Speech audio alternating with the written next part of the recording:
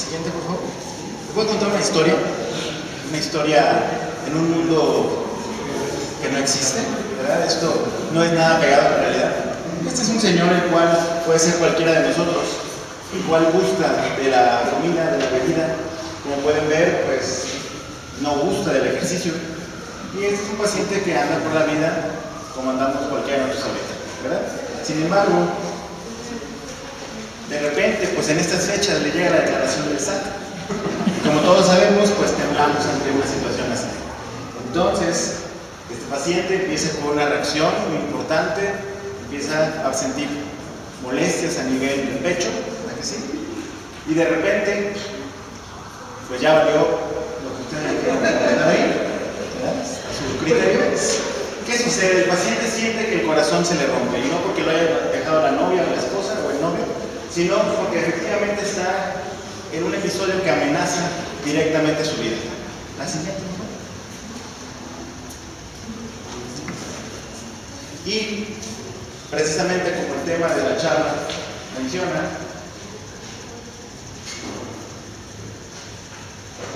el tiempo es vital para la posible recuperación de este paciente. Entonces, me gustó mucho esta imagen porque efectivamente representa el tiempo, pero lo que va sucediendo también es que nos vamos quedando sin corazón. Mientras más tiempo transcurra de que el paciente inició con la sintomatología a que acude a un centro de atención primaria y recibe el tratamiento de reperfusión, vamos perdiendo cada vez más tejido miocárdico y por lo tanto, si es que el paciente no llega a un centro especializado y lo atiende el doctor Zamora, pero, siguiente, puede ser que lo atienda algún otro médico conocido. Entonces, si el paciente no acude o tiene la atención por alguno de estos personajes, donde literalmente el paciente y la familia del paciente deposita su corazón en nuestras manos, o en las manos del médico que lo va a atender, obviamente esto implica una serie de pensamientos adversos por parte de todo el mundo. Y pensamos que nada se hará, ¿verdad? Sin embargo, actualmente la medicina, los avances nos permiten prácticamente como si fuera magia, hacer un tratamiento efectivo. Aquí tenemos una coronaria derecha con una obstrucción bastante importante en el segmento medio. Y vean ustedes aquí la coronariografía, donde pueden ver ustedes la dificultad para el paso del medio de contraste. Aquí se encuentra una lesión crítica que es de más del 75% al 80%. Sin embargo, durante la reperfusión encontramos nosotros el cambio favorable y vemos una arteria que actualmente se encuentra reperfundida. Esto, lo digo, existe en un mundo alterno, porque desafortunadamente no es la realidad que vivimos. Y no es la realidad que vivimos no porque no existan los medios nada más, sino también porque no contamos con una estructura que permita que el paciente llegue en tiempo para que pueda tener su terapia de reperfusión y pueda pasar esto. Eso es lo que le dice el stent al corazón. Guárdame el corazón, ¿no? Una mallita que va a permitir que esa reperfusión se mantenga y el paciente tenga un flujo coronario adecuado y no desarrolle falla cardíaca, para que el paciente pues continúe feliz y contento y disfrutando de su vida, ¿verdad? Y nosotros los médicos, que sí, pues quedemos así.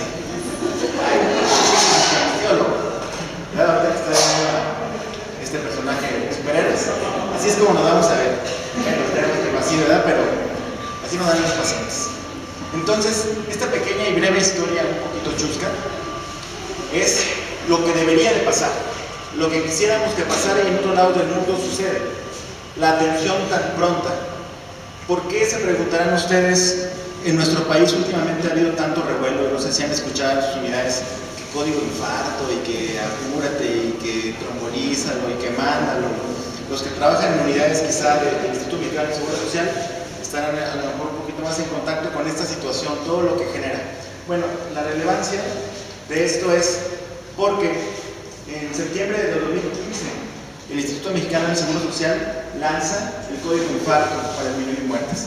Ahora, algo muy importante, la iniciativa del Código de Infarto en México no es de una institución gubernamental per se, sino es de la Sociedad de Cardiólogos Intervencionistas de México.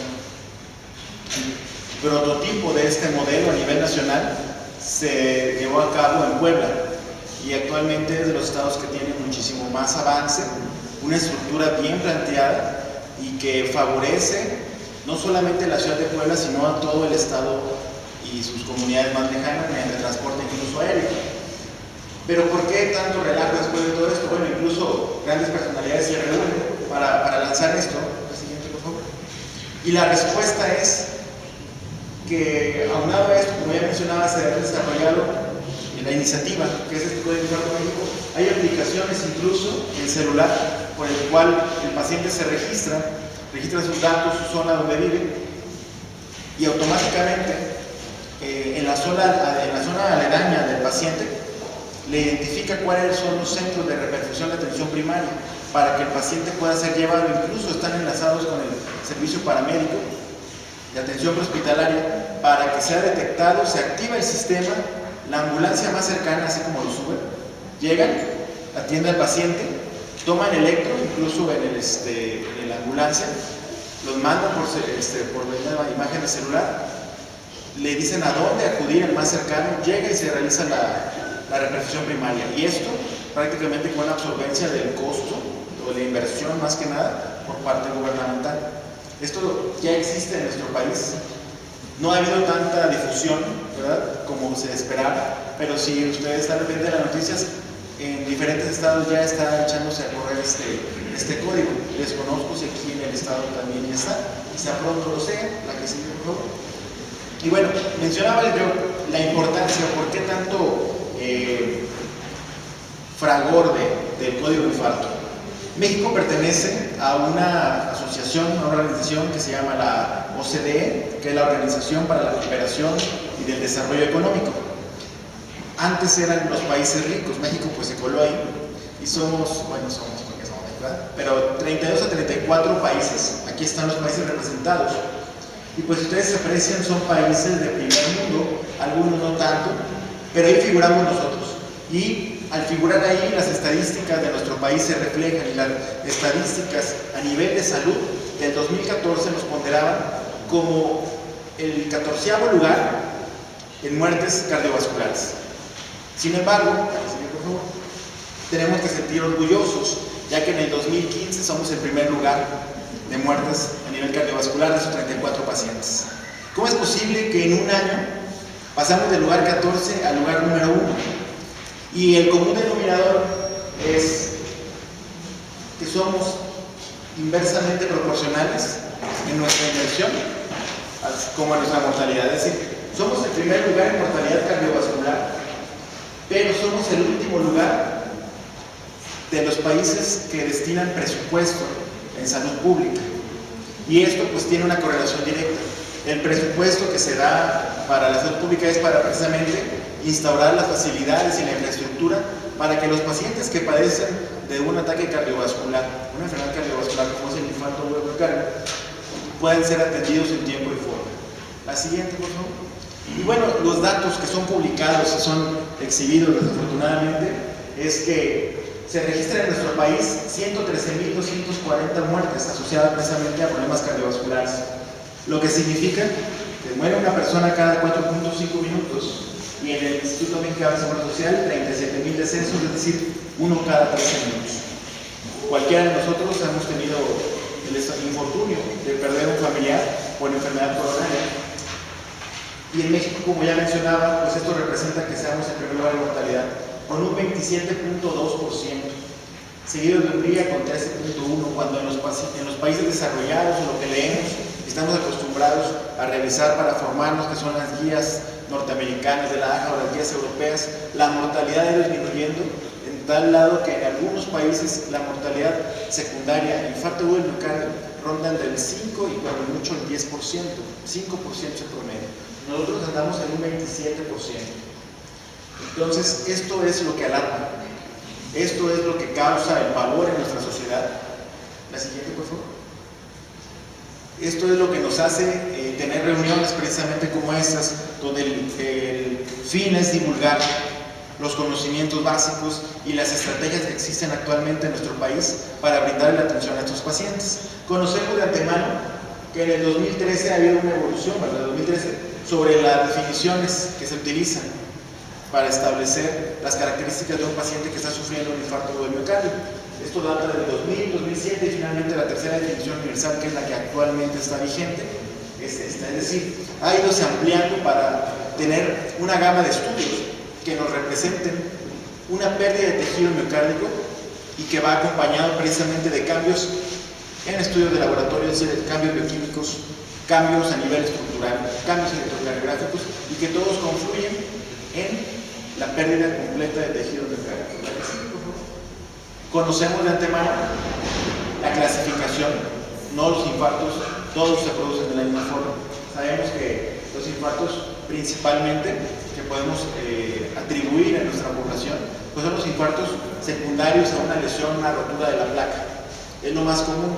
Sin embargo, también tener en cuenta que las poblaciones que manejamos en nuestras instituciones, como aquellos pacientes que tienen enfermedad renal crónica, pacientes que tienen por lo mismo también una anemia crónica, pacientes con enfermedades endocrinológicas, pacientes con desnutrición, todos estos pacientes también están expuestos a sufrir un infarto tipo 2, es decir, una alteración entre el aporte y la demanda de oxígeno.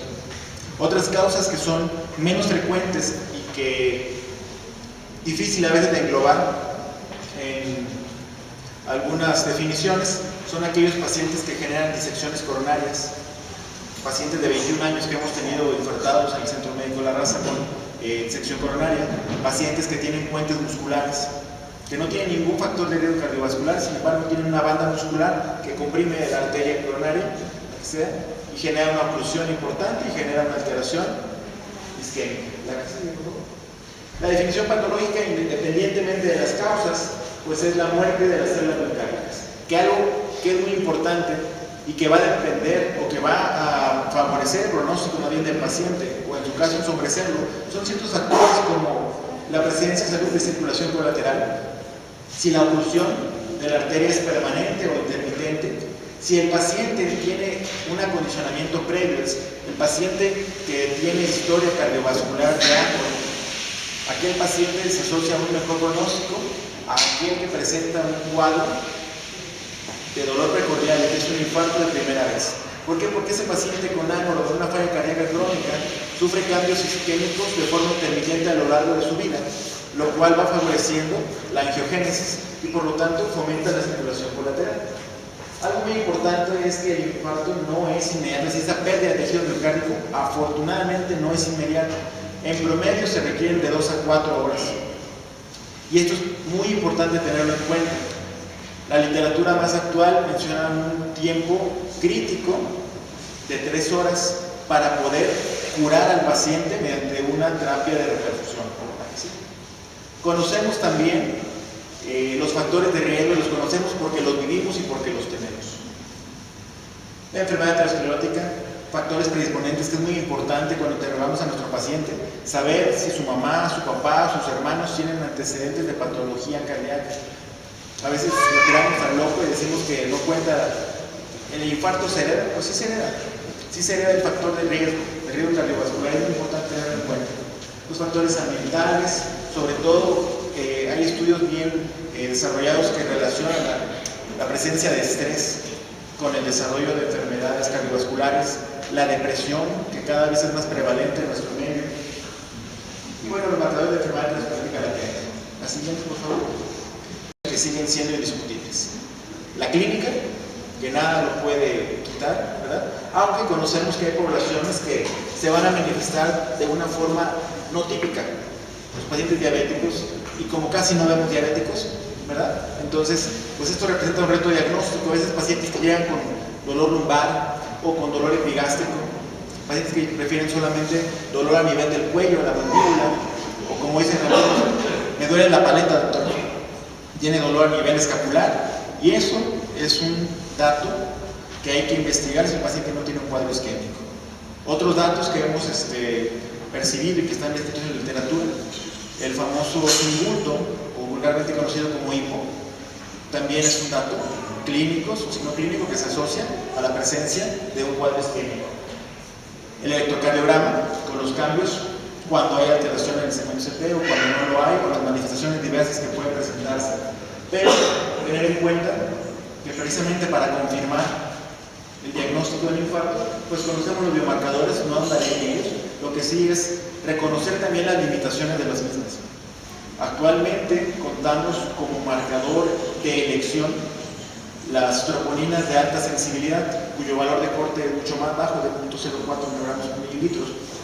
Sin embargo, algo muy importante, la concepción que teníamos hace años de que las troponinas solamente eran exclusivas de daño miocárdico, hay que quitarlas de nuestra mente.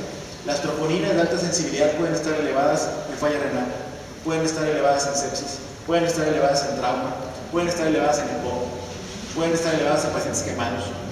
La alta sensibilidad le resta desafortunadamente especificidad. Y el tener un resultado positivo nos obliga a nosotros, si tenemos situaciones clínicas del paciente que nos pudieran confundir, pues hacer una curva enzimática. Y lo ideal es a las 2 a 4 horas tomar otras troponinas y ese sí nos va a determinar si los valores van en incremento, es un cuadro isquémico. Si se mantienen igual o disminuyen, cualquier otra causa. Ahora, algo muy importante también que hay que mencionar es que hablamos de la reperfusión temprana, de la reperfusión oportuna. Sin embargo, hay que considerar que todo tratamiento que brindemos a un paciente no está exento de complicaciones. Y la reperfusión coronaria no es la excepción. De hecho, la reperfusión coronaria, como vamos a ver ahorita, genera una agudización del daño en los primeros minutos a la primera hora. Es decir, y aquí tenemos un artículo publicado en la revista española del 2014, donde se compara el tiempo de realización de la terapia de reperfusión. Aquí más que nada habla independientemente si es ICP o si es trombolisis. El miocardio que se va salvando, como pueden ver ustedes, aquí la variable es el miocardio salvado, modificación de la cicatriz y tenemos tiempo, así reducción de la mortalidad. Conforme transcurre el tiempo, vean ustedes la disminución gradual del miocardio que se puede salvar.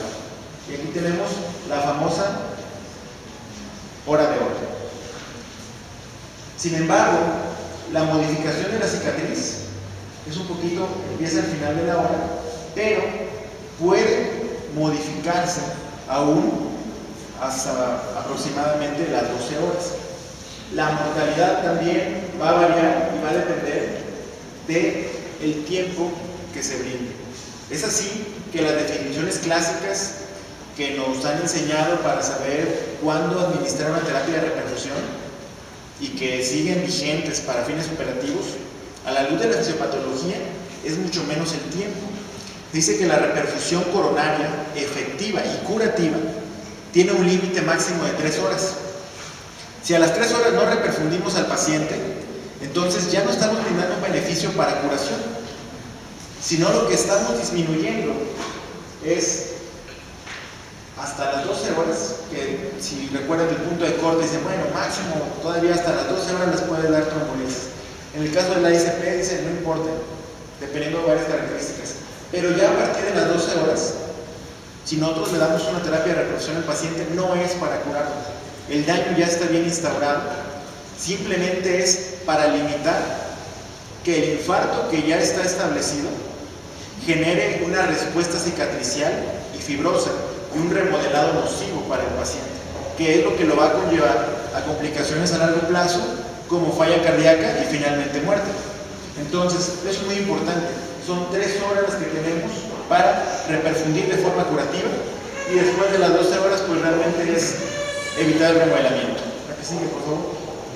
Como les mencionaba, la reperfusión, independientemente del modo que utilicemos, conlleva una posibilidad de daño o de complicación acelerada.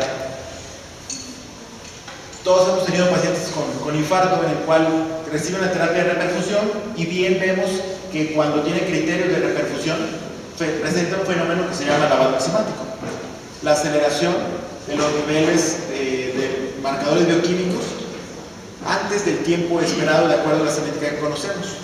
y eso pues es marcador indirecto de reperfusión. Sin embargo, ese marcador indirecto también nos traduce que el paciente está sufriendo un daño, el daño por reperfusión. Recuerden ustedes que aquí hay isquemia de forma inicial, pero al reperfundir el daño persiste. De hecho, esta curva es muy importante porque vemos el tiempo y esta sombra gris que es el tiempo de isquemia. Aquí se interviene cualquiera ya que sea ICP o fibrinolisis, pero la muerte celular, que es esta que vemos aquí, aún así sigue incrementando. Si no tuviéramos ninguna terapia de reperfusión, la línea verde, vemos cómo progresivamente incrementa la muerte celular. Cuando aplicamos la intervención, como quiera, se frena, pero aún así persiste. Y de hecho, en esta parte es donde sabemos que en los primeros minutos de reperfusión, el beneficio de la misma terapia se limita por la posibilidad de incrementar el daño. ¿Y esto por qué? Las células que ya están muertas, que ya están isquémicas, ya liberaron marcadores de respuesta inflamatoria, de estrés oxidativo, radicales libres, que al quitar esa obstrucción en el vaso, van a estar en contacto con el resto del tejido aledaño, que tiene incremento en la permeabilidad. Por lo tanto, esa inflamación va a empezar a meterse entre los rincones y va a empezar a afectar los tejidos que no estaban afectados. Es por eso que el paciente, la manifestación clínica de esto, que es lo que generalmente podemos apreciar, son las arritmias de reperfusión. Y las arritmias de reperfusión no es una manifestación clínica del daño por reperfusión. O el paciente que está sufriendo un infarto bastante extenso en una arteria principal y que no tiene circulación colateral, la misma reperfusión puede generar que el paciente fallezca. Claro, hay que hacerlo, pero esos son los riesgos que hay que conocer, sobre todo porque esto nos va a evitar con nuestro paciente complicaciones. Decirle que todo va a estar bien al darle una terapia de reperfusión, pues no es cierto. Una terapia tiene riesgos bastante severos. Por lo tanto, debemos de considerar dos conceptos básicos. ¿Cuál es el problema que tiene el paciente? Un infarto. Ok. El problema entonces está determinado por la gravedad del proceso isquémico en agudo, que va a estar determinado por el tipo y grado de las alteraciones del electrocardiograma. No es lo mismo que tengamos solamente una cara afectada a que desde el electrocardiograma identifiquemos que el paciente tiene enfermedad multivaso o que tiene incluso datos sugestivos de enfermedad del tronco de la coronaria izquierda. La otra, el tipo, la evolución temporal y la posibilidad de curación de las lesiones coronarias, lo que estamos comentando. Y el área miocárdica en riesgo. Es toda esa área que al momento de la reperfusión está en riesgo de también verse afectada. Esto es lo que nosotros vemos generalmente y es lo que nos abocamos. Sin embargo, a veces dejamos de lado el riesgo no tratable, que finalmente va a tener un papel crítico en el pronóstico del paciente. Llega infartado y todo el mundo dice, sí, trombolízalo, sí, pásalo a ICP, no importa, pues sí. Pero, ¿qué pasa con el paciente mayor de 75 años? ¿Qué pasa con los pacientes que hemos tenido 93 años? Es el paciente de mayor edad que se ha pasado a ICP en nuestro hospital. ¿Qué pasa con el concepto de fragilidad, sobre todo médicos, familiares, geriatras, internistas que están más en ese concepto? Y sobre todo porque nuestros pacientes cada vez son más grandes. La disfunción renal preexistente, la disfunción miocárdica preexistente, no es un paciente que ya tuvo 2, 3 infartos, que tiene cualquier otra alteración, ya tiene el corazón tocado y una serie de comorbilidades. Por lo tanto, cuando nosotros damos una terapia de reperfusión agresiva, que es la estrategia actualmente planteada, una estrategia fármaco-invasiva, fibrinolizar si no hay el tiempo adecuado para hacer una ICP primaria, pero aún así enviarlo a un centro de referencia, eso nos corta el riesgo tratable. Sin embargo, el riesgo no tratable no nos modifica prácticamente nada. Y al final, esto es lo que da un peor resultado clínico. Es ahí donde tenemos que hacer un juicio y un análisis sobre el riesgo y beneficio de brindarle alguna terapia de reperfusión a un paciente, pues que ya tiene comorbilidades bastante importantes, que tiene una edad avanzada, que tiene muchas posibilidades más de complicarse que de beneficiarse, ¿verdad? La siguiente, por favor. Y todo esto, ¿por qué viene a la luz? Las guías en las cuales nos basamos, hay que analizarlas de forma crítica. Los estudios controlados aleatorizados de los cuales se fundamentan esas guías tienen varios criterios de inclusión y de exclusión que es donde está la maña, ¿verdad? No meten pacientes de más edad, no meten pacientes de menos función renal, excluyen pacientes de ciertas características y entonces solamente analizan un fragmento de la población y por lo tanto los resultados se aplican a ese fragmento de la población. La validez de las guías, por lo tanto, se pone en tela de juicio cuando estamos en la práctica clínica y más en un país como nosotros, donde tenemos pacientes con una alta incidencia y prevalencia de lesión renal crónica, de pacientes diabéticos, de pacientes con anemia, de pacientes de avanzada edad, pacientes altamente fumadores con repercusión ya pulmonar. Y aquí está un estudio italiano que actualmente sigue todavía en enrolamiento, donde vemos que las mujeres tienen un promedio de 74 años y los hombres 68 para infartos sin elevación, y el promedio de los estudios que conocemos, 18, Ictus, el Horizon, el Tritón, el Plato, son incluso por abajo de los 60 años. Entonces, esto es muy importante de analizar, porque finalmente ahí es donde vamos. Las guías, pues es una guía, es una referencia. Sin embargo, no hablan en específico de un paciente que yo tengo en este momento en Pachuca de tantos años, que viene de la sierra, que tiene tal comorbilidad. No nos habla de eso, pero el conocimiento profundo de lo que está escrito nos va a ayudar a tomar en cuenta todos los factores necesarios para darle a ese paciente la mejor atención, la que sea. Entonces, el tratamiento de fibrinolisis sigue siendo hoy por hoy lo rutinario en nuestro medio, sobre todo por la baja disponibilidad de centros de angioplastía, centros de cateterismo cardíaco. Conocemos de antemano que es una estrategia muy importante, que se prefiere de elección en las primeras 6 horas, y yo, como ya mencioné, primeras 3 horas es lo mejor, primera hora de oro, donde se ha visto que aún en los pacientes mayores de 75 años se presenta también un beneficio cuando se da incluso entre las primeras 12 horas. Sin embargo, aquí el problema es que el paciente que solamente recibe terapia fibrinolítica puede tener complicaciones derivadas de alta carga de trombo, derivado precisamente del desencadenamiento de la cascada de coagulación. Lisan el coágulo inicial, el trombo inicial que se generó por el fragmento de ruptura de la placa, pero esos pacientes, sobre todo que son diabéticos en nuestro medio, que tienen una alta resistencia o que se le llama una alta reactividad plaquetaria, tienen resistencia al clopidogrel y tienen también resistencia al ácido acetilsalicílico.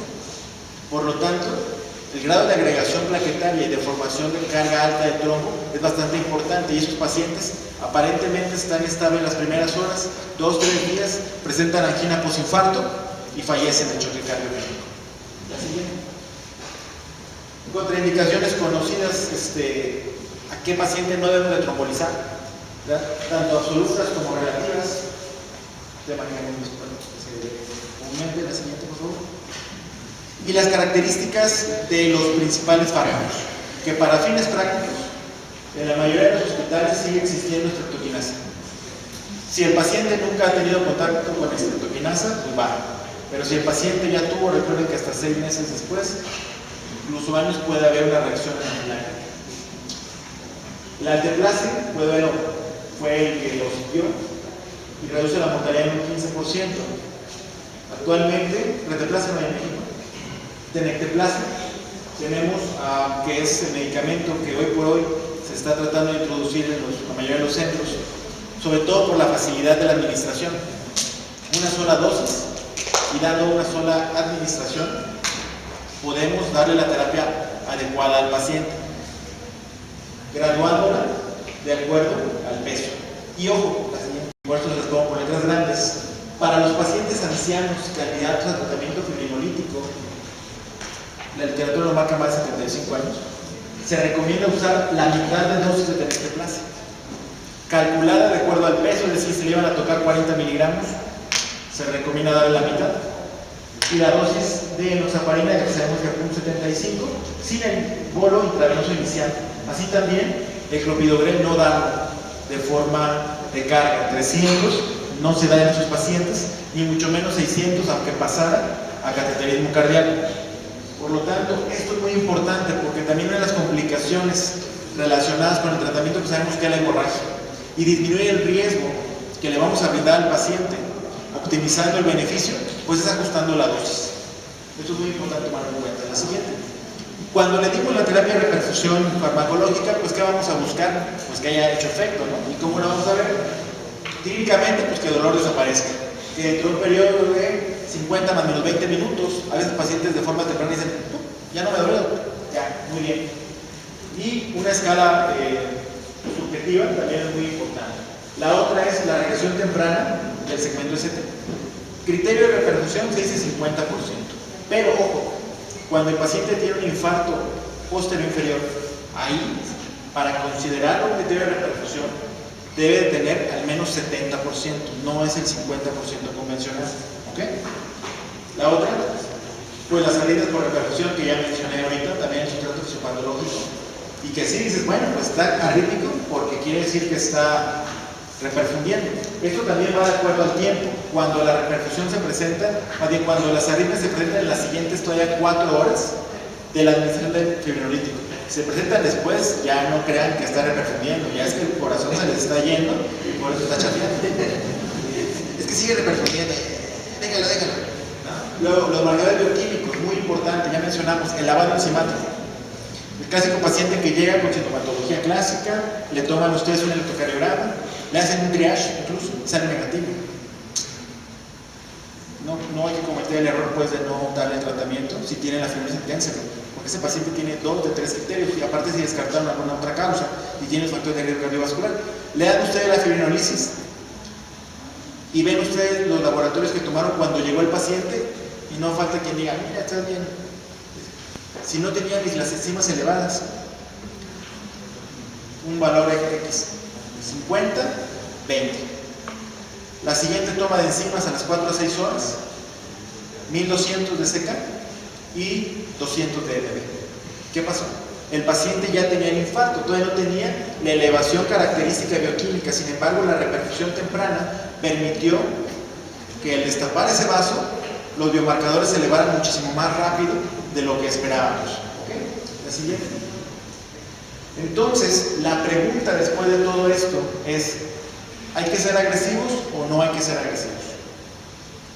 Esta es una gráfica presentada en pacientes especiales, pues poblaciones específicas, donde se compara con la línea roja la estrategia invasiva, definida por estrategia fármaco-invasiva, fibrinolisis e ICP, no de rescate, e ICP adjunta, adyuvante, es decir, la estrategia fármaco-invasiva, tenga o no tenga criterios de repercusión, versus el tratamiento conservador, que puede ser solamente fibrinolisis, o en algunos casos incluso solo tratamiento médico.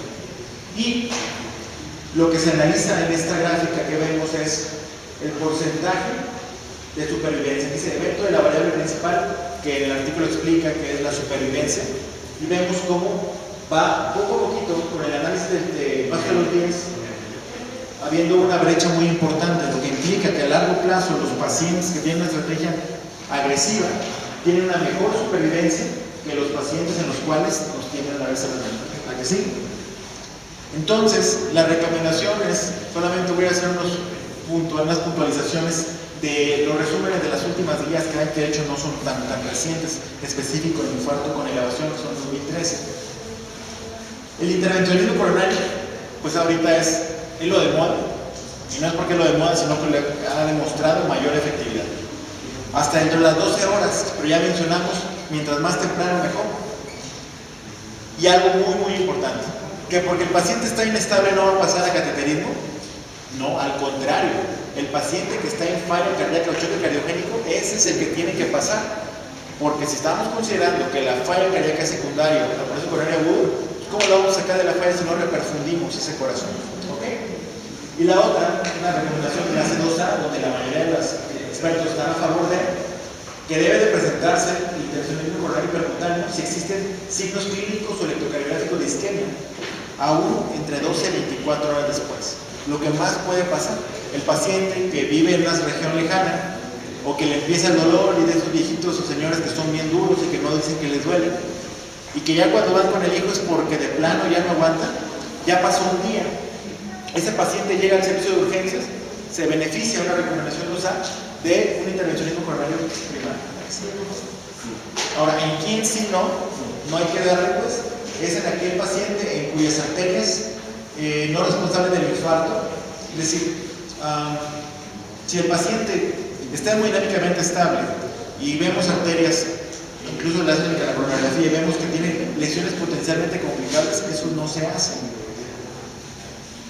Otra cuestión importante es, mencionaba a los pacientes que después de fibrinolisis tienen alto contenido de trombos, coágulos. La aspiración del trombo en la arteria responsable es una alternativa razonable en los pacientes que le hagan intervencionismo coronario. Es decir, la estrategia coronaria implica el diagnóstico, valorar la lesión, la accesibilidad del mismo, hacer una angioplastía con balón en el caso que se pueda, aspiración del trombo cuando el problema principal en ese momento es trombo y colocación de stent cuando así se pueda, principalmente por la anatomía del paciente. Respecto a los stents, pues esas mallitas que ponemos, o bueno, que ponen los intervencionistas en los vasos, hay que saber muy bien a quién se le va a poner y con qué paciente tratamos. El Hospital de la Raza es un hospital bastante especial en el sentido que el médico de urgencias recibe al paciente infartado en área de choque, hace el diagnóstico, presenta al paciente al área de hemodinamia, el paciente sube, pero el paciente regresa a una unidad que tenemos que se llama terapia intermedia. Es decir, el urgenciólogo tiene la posibilidad de hacer el diagnóstico, el manejo inicial y el seguimiento de las complicaciones de estos pacientes. Por lo tanto, es importante que conozcamos qué le hicieron al paciente y qué fue lo que le colocaron. ¿Por qué? Porque sabemos que los stents se dividen en dos grandes grupos, medicados y no medicados. Los no medicados pues simplemente es un aro de metal, por decirlo así, y esos pacientes tienen mayor riesgo de que se reestenosen. Sin embargo, los medicados disminuyen el porcentaje de reestenosis, pero el porcentaje de trombosis del stent es más alto que con los no medicados. Por lo tanto, hay que tener en cuenta que si a un paciente se le va a poner un stent no medicado, que tiene mayor riesgo de coágulos, la terapia antiagregante plaquetaria tiene que continuarse, o no le voy a poner un stent de este tipo a un paciente que yo sé que no se va a tomar el medicamento porque no tiene dinero o porque simplemente pues, es un paciente de poco apego al tratamiento. Ahora, lo que aplica para nosotros pues es como medicina que dicen para los que tienen los recursos X. Estrategia de repercusión en hospitales sin capacidad de intervención. Sabemos que no debemos de retrasar. Si en 120 minutos el paciente, por la razón que sea, porque no hay en todo el estado una sala de hemodinamia disponible, fibrinolisis. ¿Ok? Y aún así, si el paciente se le hace la fibrinolisis, lo que hay que hacer es trasladar, si está estable el paciente, a un lugar donde se pueda realizar. Ahora, ¿a quién no se debe de fibrinolizar? Ya lo sabemos por recalcarlo. Aquel paciente que tiene un segmento ST deprimido. Ahora, hay particularidades. Son 3 aquellos casos en los cuales se recomienda la fibrinolisis, aunque no tengamos un franco del nivel de segmento ST. La primera es un bloqueo de rama izquierda de reciente aparición, que el problema es determinar cuándo apareció. La segunda es un infarto real o verdadero posterior inferior, donde lo único que podemos apreciar a veces son datos en B1, B2 y B3 de imagen en espejo, con un desnivel negativo o incluso heces profundas. Entonces, eso, pero R's profundas. Entonces, ahí sí se debe fibrinolizar. O cuando tenemos un paciente con desnivel positivo en ABR y que tenga desnivel negativo en 8 o más derivaciones. No importa que tenga desnivel negativo en 8 derivaciones o más, pero si tiene desnivel positivo en ABR, ese es un caso especial que sí se beneficia de la fibrinolisis, porque no está hablando de una enfermedad de trombo coronario. ¿La que sigue, por favor? Y bueno, cuando tiene la capacidad, pues lo que dicen es, mientras más rápido mejor. El tiempo de puerta balón se recomienda, a veces la literatura en general, si el paciente inicia con los síntomas, máximo 90 minutos. Actualmente se recomienda 60 minutos como máximo. Y el tiempo de fibrinolisis, que no debe superar los 30 minutos desde que el paciente llegó a la sala de urgencias. Es así que todo esto se resume en un algoritmo que se presenta en la Sociedad Española de Cardiología y que es la traducción de las guías europeas, donde tenemos el diagnóstico de infarto con elevación. ¿Dónde estamos? ¿En un centro con capacidad para ICP primaria o en un servicio de urgencias donde no se cuenta con ella? Vamos a iniciar acá. no contamos con la posibilidad de cita primaria, ¿lo podríamos mandar a algún lado en menos de 120 minutos? Sí, entonces se traslada. No, entonces antes de los 30 minutos de que llegó, le damos fibrinolisis. La fibrinolisis inmediata aún así no culmina o no es el fin del tratamiento. Lo fibrinolicé y aún así el paciente se traslada a un centro donde le puedan realizar el intervencionismo coronario percutáneo. Entonces la pregunta es, ¿la fibrinolisis es electiva? Realmente no es electiva. Si el paciente tiene criterios de reperfusión, perdón, no es electiva, es efectiva. Aquí no me interesa si la fibrinolisis fue efectiva o no. Si el paciente tiene datos clínicos, electrocardiográficos de reperfusión, pues qué bueno por él, pero aún así pasa cateterismo. Si el paciente no los tiene, pues con mayor razón. Esta vez es el lenguaje donde nos complicamos. Decían algunos llamarle que si no jaló con el fibrinolítico, pues dicen que es de rescate. Pero que si jaló, pues entonces nada más se llama estrategia farmacoinvasiva. Para términos prácticos, el paciente recibe fibrinolisis en los primeros 30 minutos y en un lapso después de las 3 horas para disminuir el riesgo de sangrado, de las 3 a las 24 horas siguientes, debe de forma ideal pasar a un intervencionismo coronario percutáneo, tenga o no tenga criterios de reperfusión, porque la mortalidad de estos pacientes van a disminuir considerablemente y las consecuencias a largo plazo. ¿Para que sí?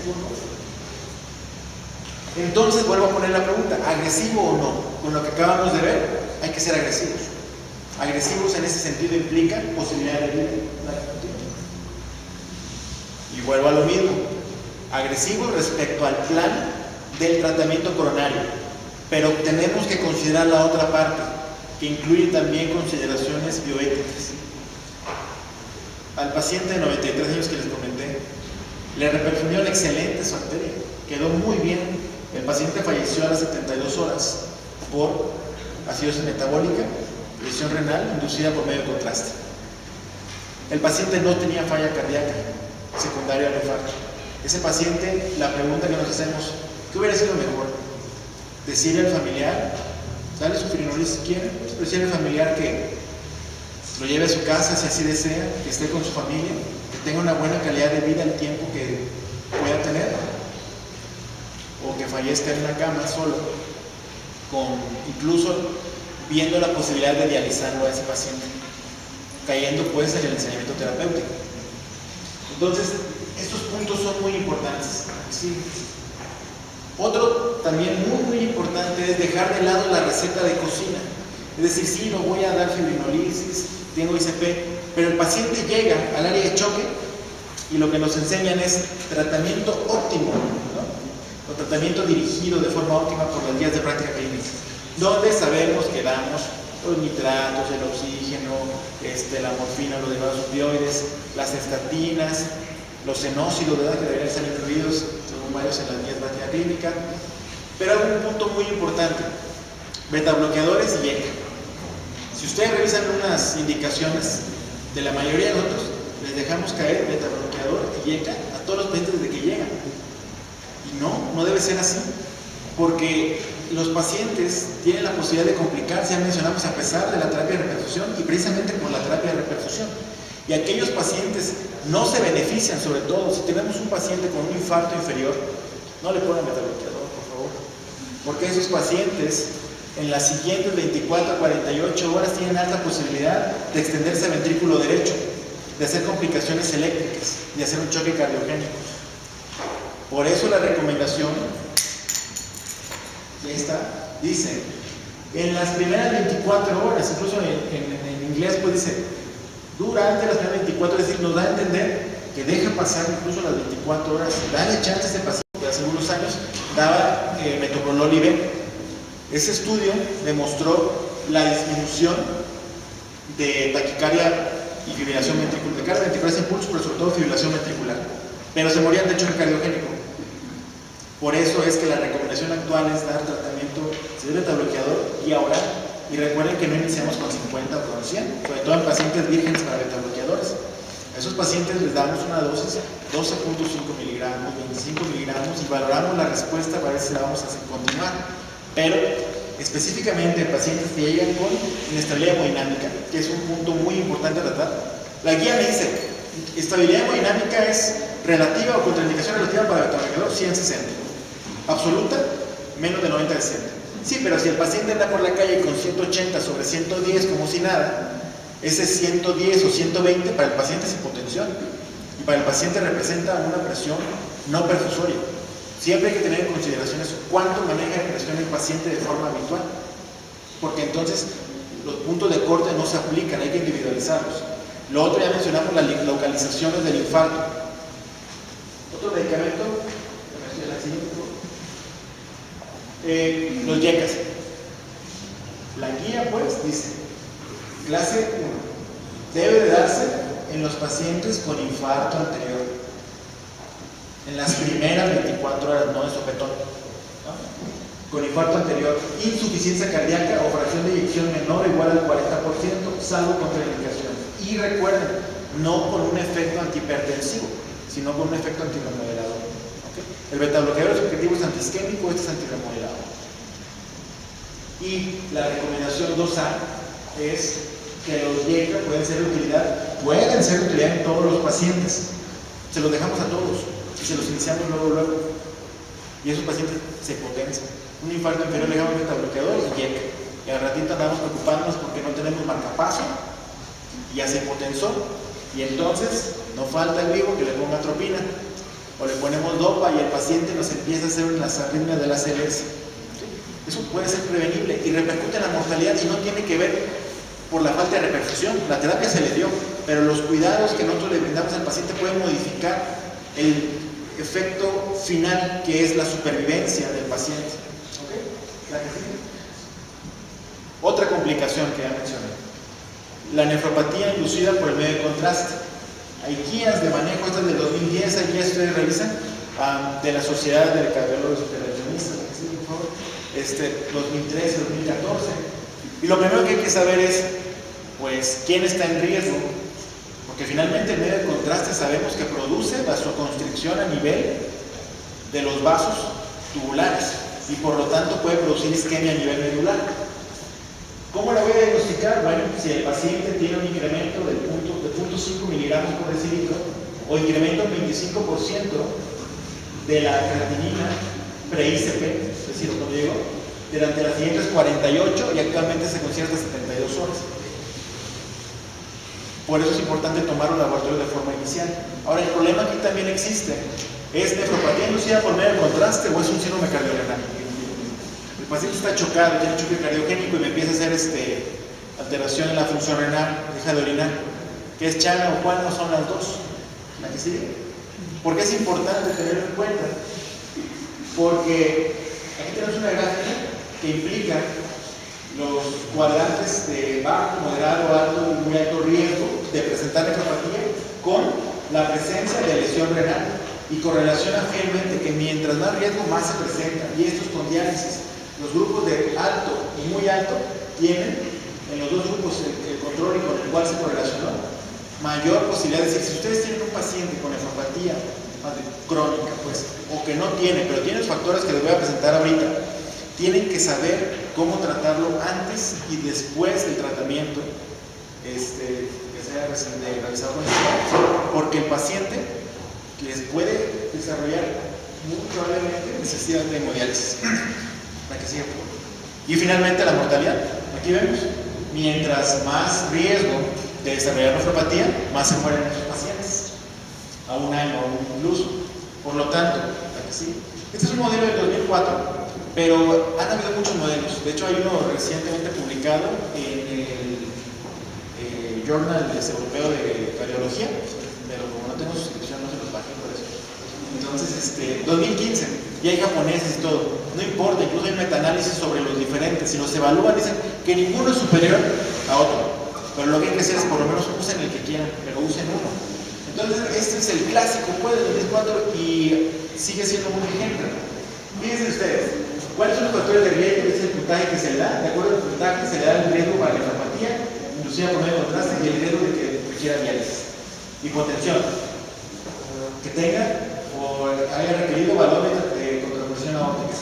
Que tenga falla cardíaca congestiva. Que sea más de 75 años. Que tenga anemia. Que sea diabético. Y algo muy importante, el medio de contraste. Antes se decía que ya cuando no hubo medios de contraste, que si son isosmolares, de baja osmolaridad, es lo mismo. Al final los estudios demuestran que no hay diferencia entre baja osmolaridad y los de isosmolar. Es lo mismo, lo que interesa es la cantidad que se le va a administrar y cuánto tiempo va a estar en contacto. Mientras más tiempo pase en contacto el medio de contraste con la vasculatura tubular, más se la va a echar. Entonces, se le administra un punto por cada 100 cc. Y la creatinina previa, si el paciente de mayor riesgo es que tenga 1.5 ya desde que llegó, o que se le haya una tasa calculada de 60. Eso también es muy importante. Cada vez salen nuevas formulitas que para calcular la tasa, ¿no? El MDR, que el CKD.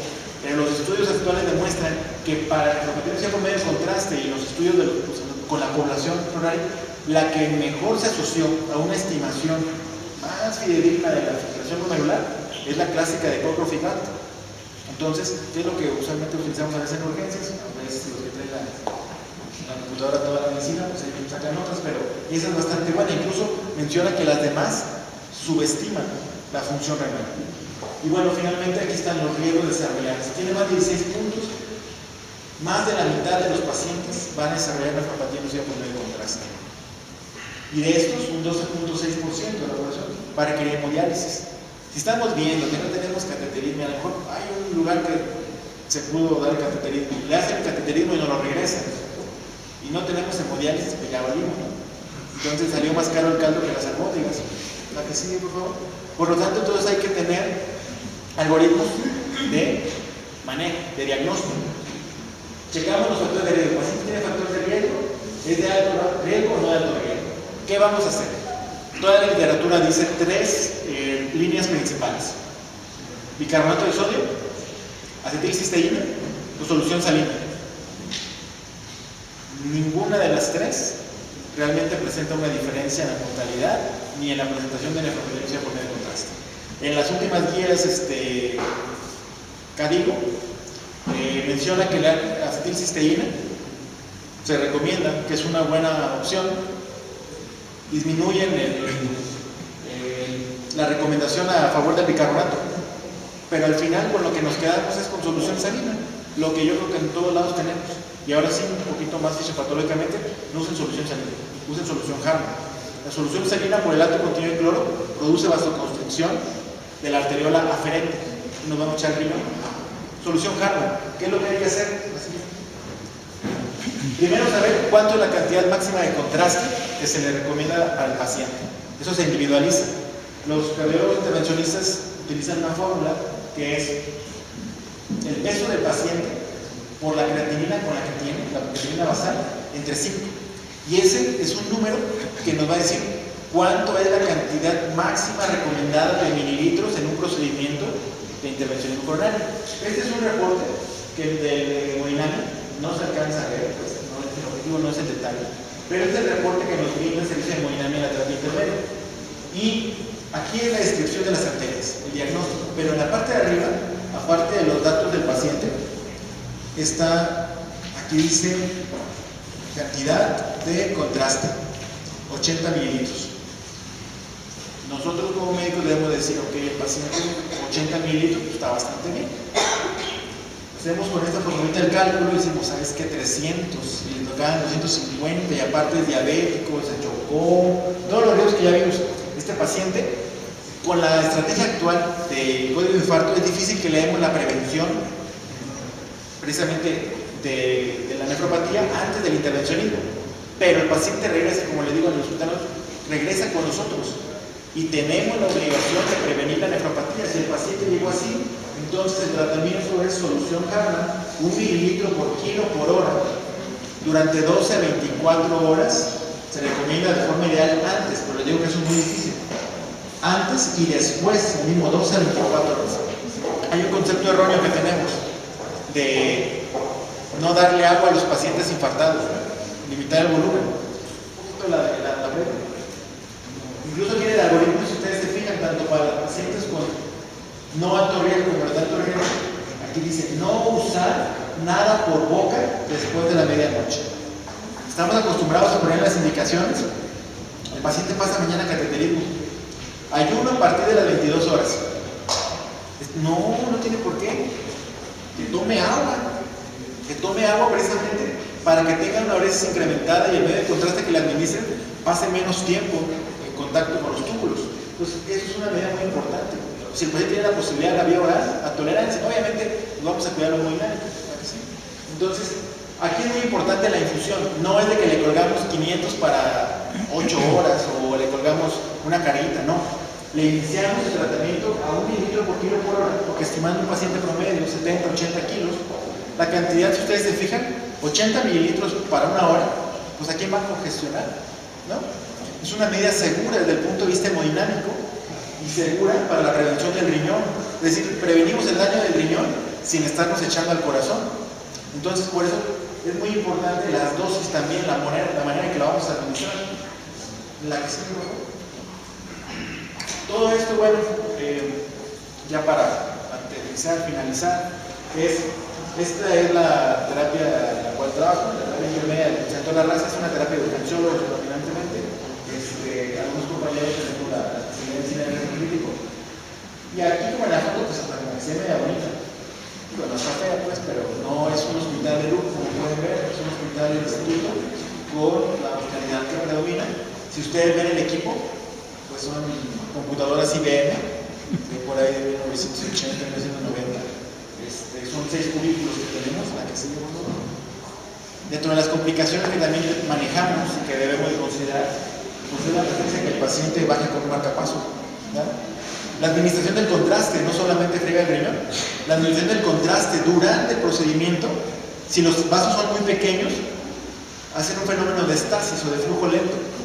Y los cambios iónicos por la composición del medio de contraste generan alteraciones en la membrana celular y desencadena fibrilación ventricular o bradicardia. Entonces, estos pacientes pueden presentar las complicaciones que ya mencioné durante el procedimiento y un porcentaje bastante importante, sobre todo de localización posterior inferior, que baja con estos dispositivos que pues, hay que manejar para poder hacer el destete lo más pronto posible de marcapaso. Además, que pues este es un acceso femoral, entonces recordemos que los cuidados también implican el sitio de acceso. El sangrado es mucho mayor con el acceso femoral, se recomienda cada vez más el acceso radial, disminuye el sangrado y disminuye las complicaciones asociadas con el mismo. Un paciente que tiene un infarto y que sangra de forma profusa, hasta a veces la última semana recibimos uno que sangró 500 mililitros de la punción femoral, no sé qué tal, pues ya fuente ahí. Entonces, imagínense, infartado y le sacan medio litro de sangre así, pues la repercusión hemodinámica de ese paciente obviamente va a pasar. Se radicalizó y pues, se puso malito, pero salió. Entonces, también la identificación de las complicaciones vasculares. ¿La que sigue, por favor? Y bueno, cuando el paciente tiene una capacidad funcional, pues esto es lo que vamos a ver, ¿verdad? Una imagen clásica de un bloqueo de gama izquierda. ¿La que continúa? Y como mencionaba, no somos una terapia de altos recursos. Estos son nuestros monitores y este es un caso clínico de una paciente que acabamos de tener en los últimos días. Una paciente que era el marcapaso, que tuvo una obstrucción de la corona derecha, que presenta un infarto posterior inferior, que se complica con extensión al ventrículo derecho, con extensión, con alteraciones eléctricas, baja en falla cardíaca, no tan severa, pero sí una falla cardíaca que aparentemente va progresando. Y estos son los signos vitales de la paciente. Si nosotros vemos los signos vitales, pues diríamos que está todo dado, ¿no? 83 de frecuencia, viene 82 de media, saturando 92, dice normal de 90, 92, y una respiración ahí de 15, no está tan mal. De hecho, esto ya fue cuando mejoró un poquito más, pero aún así, los signos vitales, sabemos que no nos hablan de todo. Esta paciente, al hacer el interrogatorio dirigido, porque vimos que empezó a dejar de orinar, hizo nefropatía inducida por medio de contraste, pero hizo incremento de la falla cardíaca. Es hipertensa, ¿no? Sí. ¿Y controlada? Sí. ¿Cuánto maneja? Pues a veces 120 de la alta, dice, ¿no? 120 de la alta. Dice, pero a veces traigo 200. Ya cuando me paso de 200 ya me siento mal. Entonces, pues este número no me representa que esté bien. Si la paciente está acostumbrada a tener un rango de 120 a 200, quiere decir que la disminución del flujo renal y la repercusión hemodinámica, aunque tenga 82 de media, esa presión de perfusión renal y coronaria no es la que la paciente necesita, es la que sí. tenemos de forma fortuita un ecocardiógrafo que nos donaron de la terapia postquirúrgica porque a ellos ya no les servía.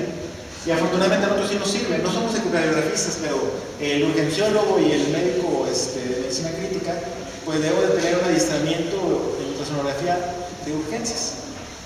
Hicimos una ventana, aquí tenemos esta paciente, y estamos haciendo una ventana apical, una proyección de 4 cámaras, donde vemos las extremidades derechas, las extremidades izquierdas, y aquí, en una foto pues, pero hicimos en vivo el análisis de la contractilidad. Vimos que la paciente realmente no se veían alteraciones segmentarias de la pared, un poquito a lo mejor de tabique se veían. Se le pone el modo color y se ve que no hay ruptura interventricular.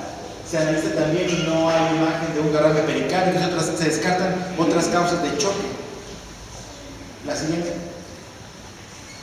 Le hacemos un análisis, esta es la vena cava inferior, esta es la aurícula derecha. La vena cava inferior en un modo bidimensional, se hace la transición al modo M y lo que vemos es el grado de colapsabilidad con el ciclo respiratorio de la vena cava. Y eso nos permite a nosotros saber si la paciente va a tener o no tolerancia a volumen. Es decir, ya hablamos que la presión no me dice nada. Esta paciente llegó a tener lactato de 3, 4, estaba en choque.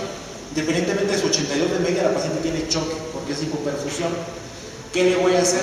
Agua, vasopresor, inotrópico. Aquí lo que yo estoy viendo, la colapsabilidad aquí, en este paciente, no estaba bajo ventilación mecánica, fue de aproximadamente un 30%. Para yo saber que el paciente va a responder a volumen, aunque lo tolera menos, debe colapsar más del 50%. Por lo tanto, yo aquí digo, como seguridad, no le voy a pasar volumen a la señora, ¿la que sigue?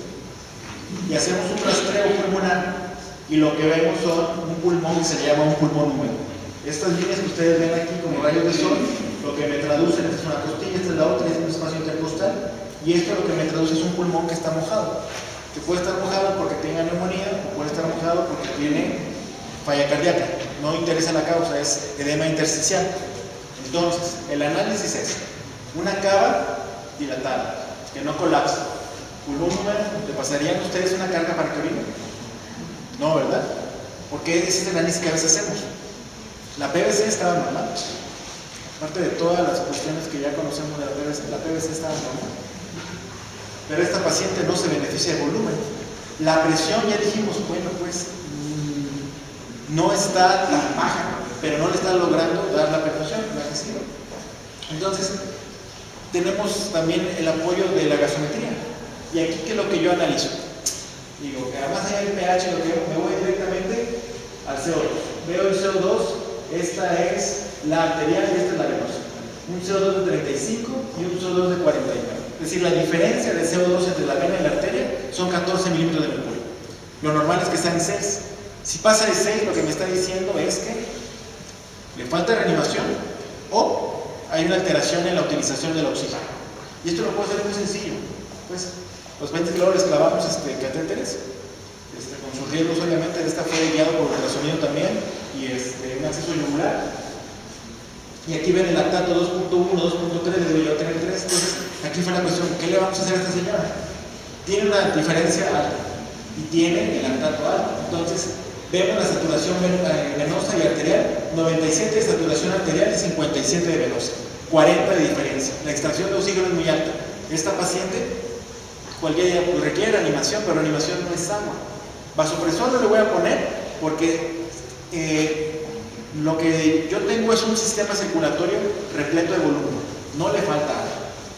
Pero estoy viendo que el gasto cardíaco no es el adecuado. Yo no estoy viendo gasto cardíaco de ninguna forma, pero lo estoy infiriendo porque el riñón no me jala bien y tengo datos de hipoperfusión. Por lo tanto, aunque las variables macrohemodinámicas, que es la frecuencia y la presión arterial diaria, parece que está bien, el gasto no es el adecuado.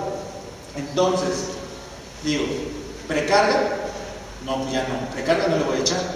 Poscarga, si yo le echo o le incremento la poscarga a un corazón sentido como este, lo que voy a hacer es tronarme.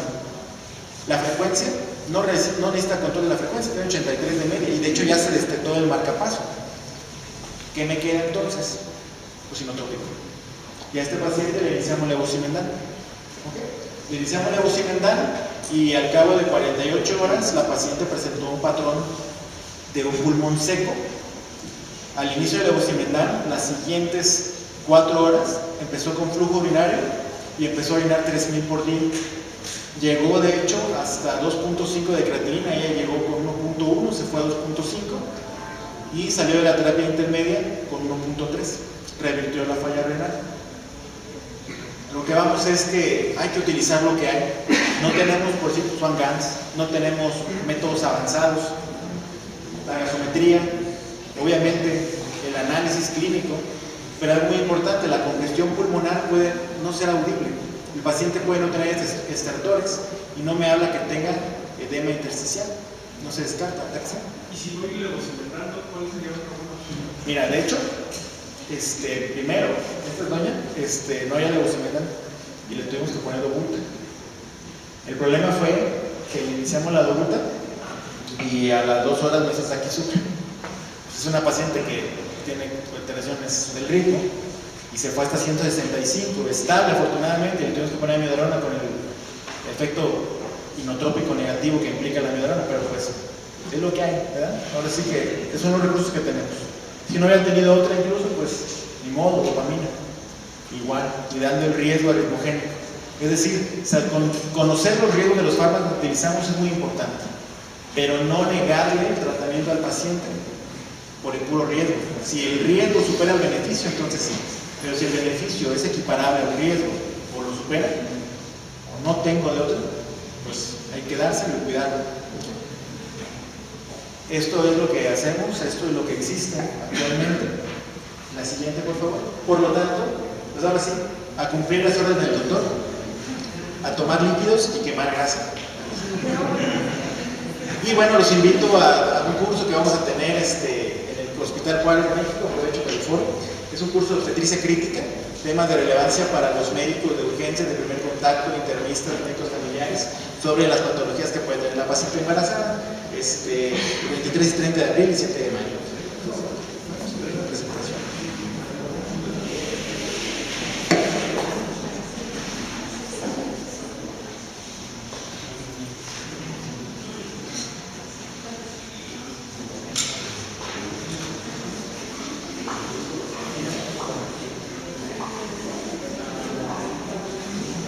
Para proyectar